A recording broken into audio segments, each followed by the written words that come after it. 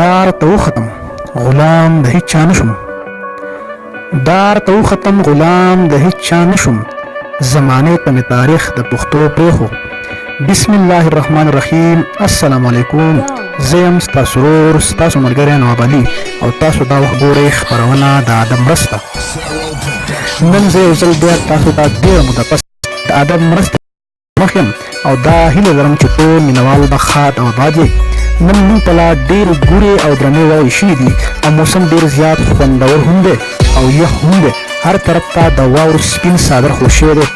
ما ویل چې نن خپل مینوالو ته په دې یخ موسم کې خپل ګرم ګرم شعرونه ډالۍ. زه خو یې مړ کړم څو ځله رانه ساه وباسي، ظالمان خلک د جانان د کلي مه وباسي.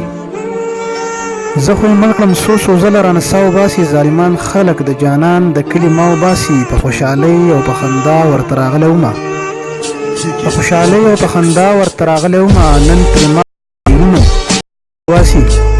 زه چې وینم خوشحاله شمه وخاندمه، زه چې تا ووینم خوشحاله شمه وخاندمه، غما د شونډو نه زما دغه خندا وباسي.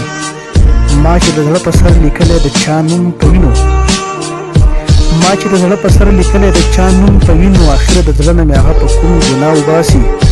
نواب امید لرم چې وبه وینم مخ د جانان، نواب امید لرم چې وبه وینم مخ د جانان، په دې امید کې به ټول عمر رضا وباسي.